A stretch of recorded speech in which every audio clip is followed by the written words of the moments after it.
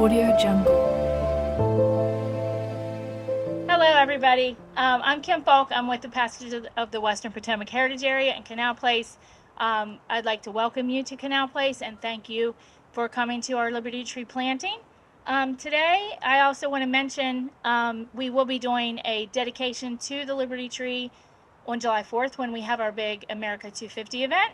So we'll be inviting everybody in the community to that as well. So put that on your calendar and plan to join us. I'm joined up here by Champ Zumbrun, who a lot of people will probably know already. He's kind of the grandfather of the Liberty Tree. And then we have Adam Miller, who is with the Forestry Department with Maryland DNR. They're both going to talk as well. I'm just going to give you a little bit of history about the Liberty Tree project itself. The project is a statewide commemorative project marking the 250th anniversary of American independence, using seedlings grown from the only surviving genetically identical Liberty Tree scion in the United States, descended from Maryland's original 1775 Liberty Tree in Annapolis. The project will plant a Liberty Tree in each of Maryland's 23 counties and Baltimore City by the end of 2026. This initiative is a partnership between Preservation Maryland, the Maryland Center for History and Culture, the Southern Maryland National Heritage Area, and the Maryland Heritage Area Coalition, with support from the Maryland 250 Commission, the Maryland Department of Natural Resources, St. John's College, Davey Tree Expert Company, the Maryland Forestry Foundation, and the Maryland Department of Natural Resources. So it takes an army, as you can see. Again, I just want to thank everybody for coming. I'm not getting into all the details because we have Champ here, who is, like I said, the grandfather of the Liberty Tree, and he owns it, and he deserves all the credit. So I'm gonna pass the mic to him, and the mics to him, and let him talk.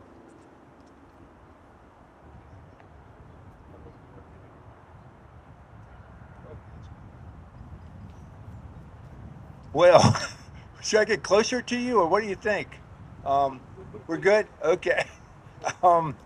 So my name's Champ Zumbrun. I would like to add one more party that was very deeply involved with this Liberty Tree project right from the very first day, and that's members of the Allegany County Forestry Board. And definitely want to make sure they're remembered in this effort because basically they're still deeply involved. The Liberty trees that we receive and sending all over America, as well as Maryland, they're being requested all over the country thanks to the magic of Google. Liberty trees are distributed in Allegany County because the Allegany County Forestry Board is home based in Allegany County. And so this is the distribution center of Liberty trees across America. Allegany County and Cumberland. Okay, so I've been to a few of these plantings now over the years, and I just wanted to share with you some of the common questions I get. It's just only 5 questions. Basically, first of all, what is a Liberty tree? What makes this tree different from other trees? And then of course, when you tell the story of the Liberty tree, you got to talk about the Sons of Liberty. And so I'll just give you a quick background. I've been told to keep my talk less than 10 minutes. So if you really want to hear the full spiel, it'll be on July 4th, okay? And then the other question that I get a lot, let's see, I wrote them down here so I wouldn't forget the questions. Why do they meet under trees and not in taverns? I mean, why would you meet under a tree when you had taverns around? Okay, I'll answer that here in a second. Oh, wait a second, I get this a lot. Someone actually had a newspaper article and said, hey, I have an article right here. It says, the Maryland Liberty Tree died in 1999. How are you in 2006 still collecting seed from the Liberty Tree, you know? And so that's a good, excellent question, don't you think? I will explain that to you. And then, let's see, what's another good question? Does Allegany County have any connections to the American Revolution? After all, there's no major American Revolutionary War battles occurred here in Allegany County. So do we have any connection to the American Revolution? Well, the answer is a very strong, affirmative, positive yes. We do have a connection. Okay, so I guess real quickly, then I'll just go in here. So I have notes, so I just don't ramble on. So a tree, as we all know, represents stability, strength, longevity, and endurance. It's rooted to the land. And basically, our Liberty tree, definitely in Maryland, was rooted to the land. It was the longest lived of the Liberty trees. The original Maryland Liberty tree did die in 1999 from Hurricane Floyd, and it grew at St. John's College, a block away from the State House. And so, what happened? How can the Allegany County Board members collect seed from the Liberty tree? Well, and claim that it's still a descendant of the Liberty tree. Well, how we do that is we found some documentation in 1889, Baltimore Sun. Thanks to the newspapers.com. Anybody discovered that web page yet? Well, anyway, newspapers.com. We found this article, 1889. It said a scion was taken from the original Liberty tree in 1889 and planted about 100 yards from the original Liberty tree. And with great ceremony to celebrate the birthday of St. John's College. That was the occasion. They're celebrating the 100th anniversary of St. John's College in 1889. Well, now that tree is now 100 feet tall, and that's where we collect our seed. Since it's a scion, and some of you outside the forestry world might not be familiar with that term, scion, S-C-I-O-N, it's a graft. Basically, I don't know if they understood a lot about DNA back in 1889, but basically it's been going on for 1,000 years, taking grass from apple trees to get the same quality apples, and that I think it originated in China. Well, anyway, they did that with the Liberty tree in 1889, and so the DNA still lives on. That tree has the same characteristics as the original Liberty tree. The original Annapolis Liberty tree was once the largest known yellow poplar growing in America. It had the largest dimensions, the largest height, the largest spread. It was a champion tree discovered by Fred W. Besley, a first state forester. And so this other tree, the one that's planted in 1889, has the same characteristics, strong, large, and if it can grow another 100 years, it definitely will be a large tree for sure. Well, anyway, I hope it does live for another 400 years, because that's how long the original Liberty tree lived, 400 years. Okay, I should probably keep this short. I'm not even past my first question yet. Okay, let me see. So it's a living memorial. It is a living memorial. It's not a stone marker or anything. This connects us directly back to the American Revolution. It all started in 1765 with the Stamp Act in Boston. Was basically the one that got it all started. The first Liberty tree, famous Liberty tree, was the American elm in Boston. But what happened?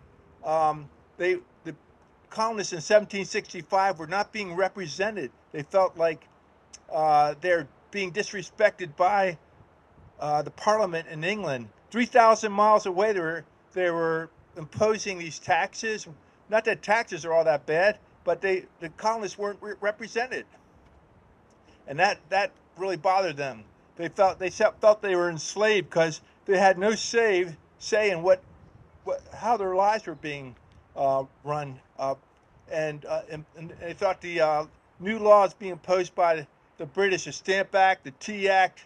There was another act. There are a lot of acts, but none of them were good, folks. They really imposed oppressive policies on the citizens. So you can read your history. I won't go over all the acts, okay? But basically, the whole bottom line is that these laws are being imposed and there's no representation from the colonies. So that really upset them. They thought their freedoms were being taken away, their liberties. And so they would gather. So there was about 1/3 of the population that felt that way in Annapolis. And in all communities, they estimate about 1/3 of the colonists felt very strongly that we have to organize and do something. And so they would go to the public square, a public square where a big tree was, and they would gather around it. And it represents the American character. People from all walks of life met under this tree.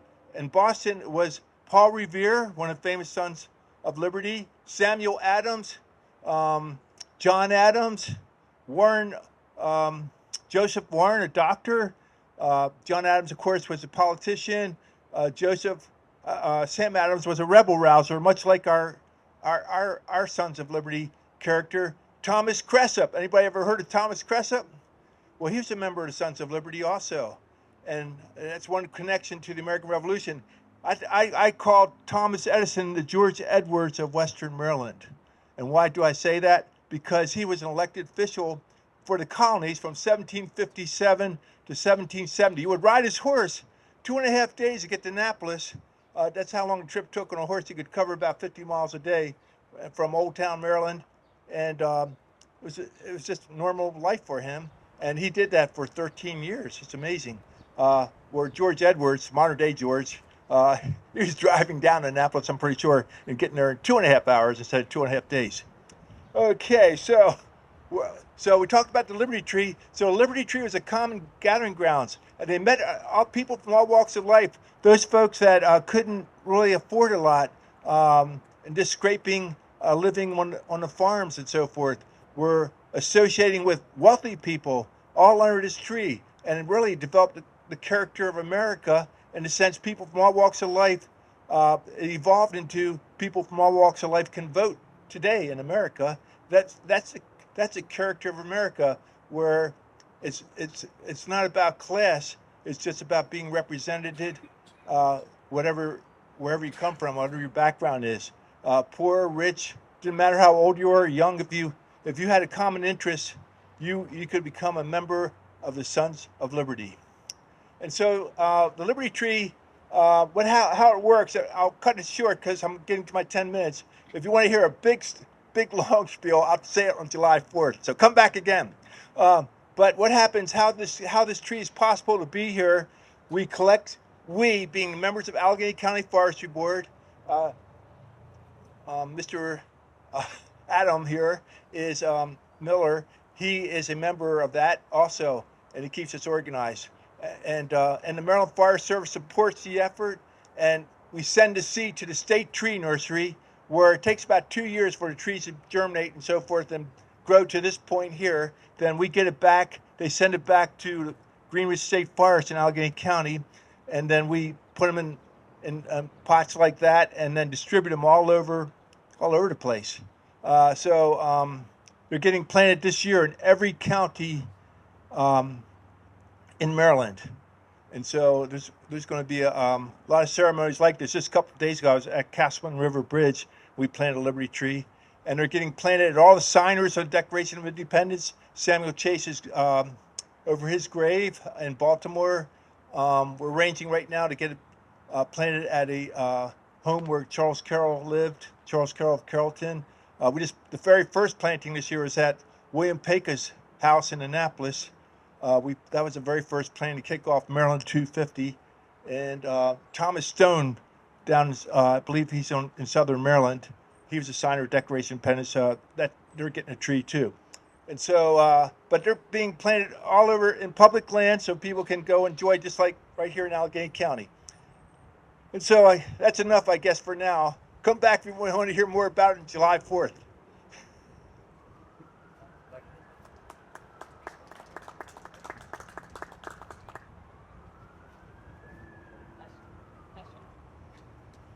Okay, so my main role here today is to actually plant this tree for you, and I want to talk a little bit about, I guess, first off, we all know trees are great for many reasons. They provide us clean air, clean water, they provide us natural beauty, such as right here in downtown Cumberland. This tree obviously has the historical significance, which Champ highlighted. So yes, this is a yellow poplar tree. It's 3 years old now. You know, when you're planting trees, I want to point out, we want this tree to survive, right? So when we plant these trees, there's some considerations that I want you to think about, and trees need space to grow. So it wouldn't be smart of us to stick this tree back in a crevice back there where there's no room for it to grow. So this spot was carefully selected where it has plenty of room to grow. Yellow poplars are tall trees that will grow out in the open sun, and this is a suitable site that was picked for this specific tree. So I want you to think about that when you're planting trees. They do need plenty of room and space to grow, and so this is a great spot for that. So with that, we're going to get started with the actual planting of the tree and the demonstration of that.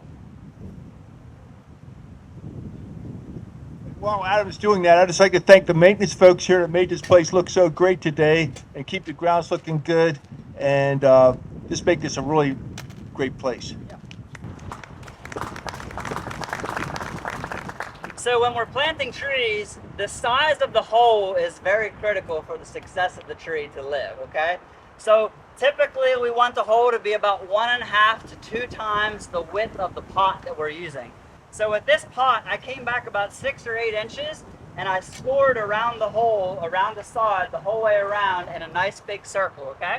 So we're gonna slide the pot off the hole and I'm just gonna cut this sod into pie slices. Or pizza. You know, if I do this for kids, I'm like, who likes pizza? Who likes pie? So it depends on what you like. But we'll slice it up into, let's say, pie right now. So we're going to get some pie, and we're going to cut it up. And once we cut it up, we can go ahead and start to get this sod off the surface of our hole. And since we're in a nice public place, we're going to keep this soil in a one neat pile so that we can put everything back into the hole. And I'm turning it upside down just to kind of keep things neat and so it doesn't all fall apart in one spot here. Because again, it's all going to go back into the hole. So, that's the easy part. As you might be able to see from back there, there's some gravel in here, which is not the best soil. So I did bring some additional soil to add to the hole. Now we're just going to dig this hole out a little bit. Probably more important than the width is the depth of the hole. It's really critical that we don't plant this tree too deep. If we plant it too deep, it may actually kill the tree because there's pores at the bottom of the tree where gas exchange occurs. And if you clog those pores, it could kill the tree and cause it to kind of have rot on the stem, and that's not good. So we don't want that. So I'm just going to dig out some of this gravel and dirt here. It's not great.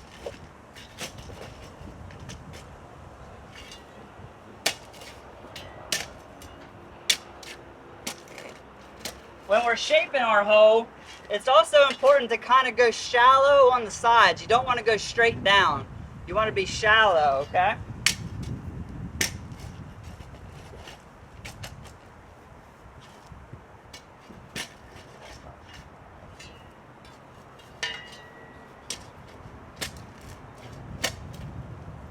A lot of this was backfilled probably from years ago.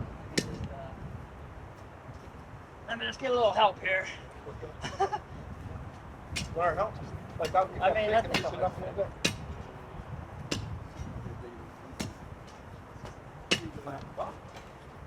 Let me do some up here. Just some rock in there.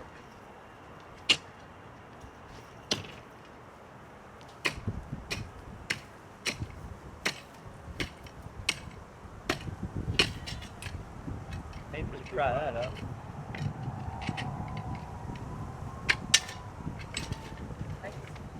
Big piece of slate or shale there. So typically yellow poplar trees like a moist soil that's well drained. They're considered a cove hardwood, which again likes usually on the mountainside on an east facing slope. So this is not maybe ideal soil conditions, but again, we brought some better soil here to help mix in. And we are going to make sure we keep this tree watered weekly. All right, let's clear that out, champ. Get some. I honestly think there's more rock in here than there is anything. So a good thing we have the soil.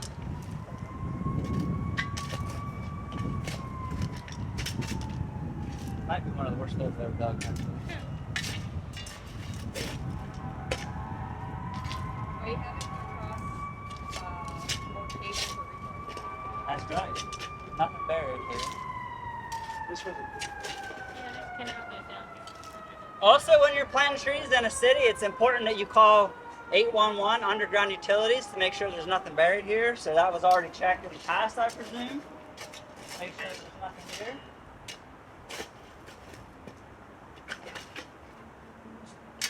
Well, loosen up a little bit. Sometimes just gotta get. So, yeah, I think I'm gonna check it. I'm gonna do a depth check. When we think we're getting kind of close to the right depth, we just take the pot and set it back in the hole. And then you just take your shovel or something flat and lay over the hole. And again, we're checking there's a wide like root collar here on the tree.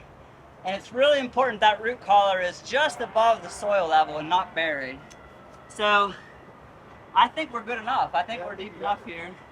So we're not going to dig the hole any deeper because we don't want to get it too deep. So I'll maybe get this rock out here, a couple of these rocks. Yeah, loosen it up a little bit more. Well, I think I'm just going to get these rocks off the side. There you go. What is? Get that. Yeah, let me see if I can poplar.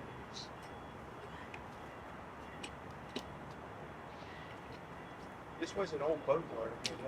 Yeah. It was Ferguson's boat yard. Just getting a couple of the bigger rocks off the side so the roots have room here.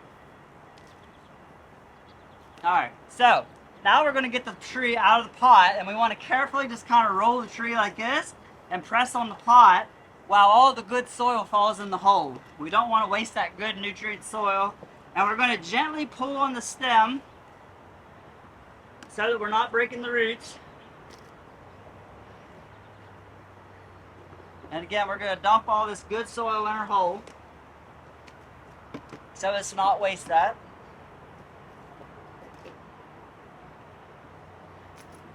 And again, we are keeping in mind the root collar and the depth of this tree.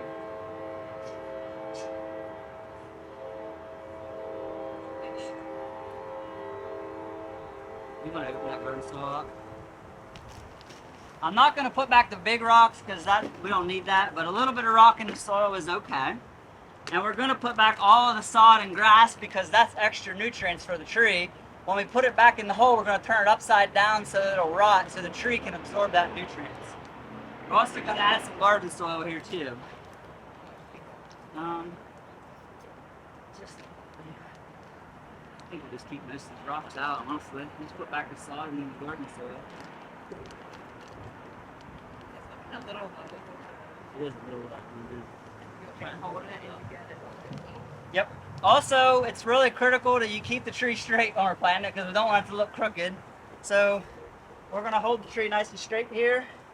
And we're going to just gently, once the hole is about half filled in, we're going to gently just kind of press the soil down so that we're removing all the air off the roots, because if there's air on the roots, that's going to be not good for the tree. And we want to make sure we get it anchored in place nice and strong. Just kind of gently do this. You got to be mindful you don't break the roots. Okay.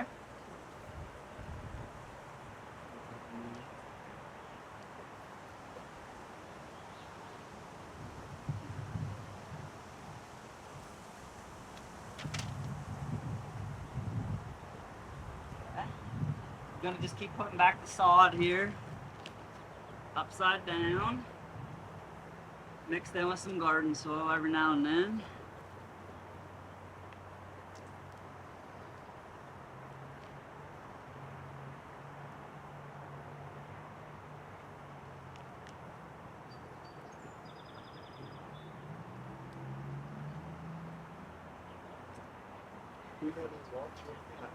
Yep, I got mulch back there.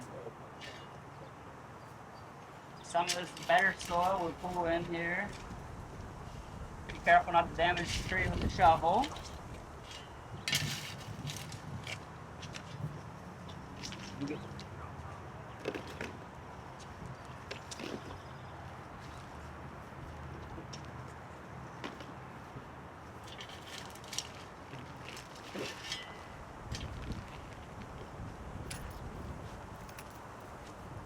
Do a kind of final little tapping here with your boots. It's good. Nice and straight.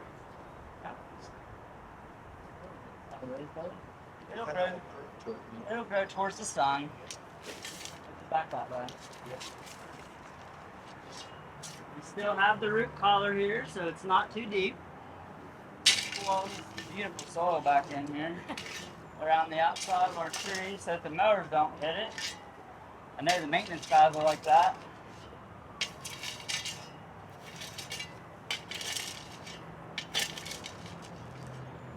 Okay.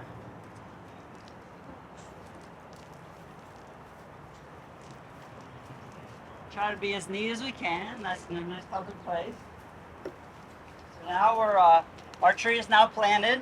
Once it's planted, it's good to do a tug test, and we're just going to firmly pull up on the tree and make sure it's not coming out of the ground nice and loose. You don't want to yank on it, but just firmly pull it up. Make sure it's nice and solid. So we're good. This tree is nice and good. Still got the root collar. Now we're going to mulch the tree. Mulch is great for trees for a lot of reasons as well. It's really good because it holds moisture around the tree. It also provides nutrients for the tree. As the mulch breaks down, that tree can absorb the nutrients. It also helps with weed control and keeping the weeds down. So when we mulch these trees, I want you to think about two shapes, volcanoes and donuts. With tree plantings, we like donuts, not volcanoes. Volcanoes on the tree are a sure way to potentially kill the tree or cause rot. So we want to make a nice donut ring and spread this out nice and pretty, kind of be creative about it, and make it look nice. The last thing we're going to do, and whether we want to include this and everything, but we want to make sure that this tree is not damaged by deer or rabbits or weed eaters, people. So we're going to put a cage around this tree so as to ensure that it's not damaged now that it's planted. And it's looking good. So, We get pictures you want to do pictures now? before the cage. Before the cage. Yep. So we're going to do a quick photo break with the tree and with the golden shovels, and then we're going to put the cage in at the very end.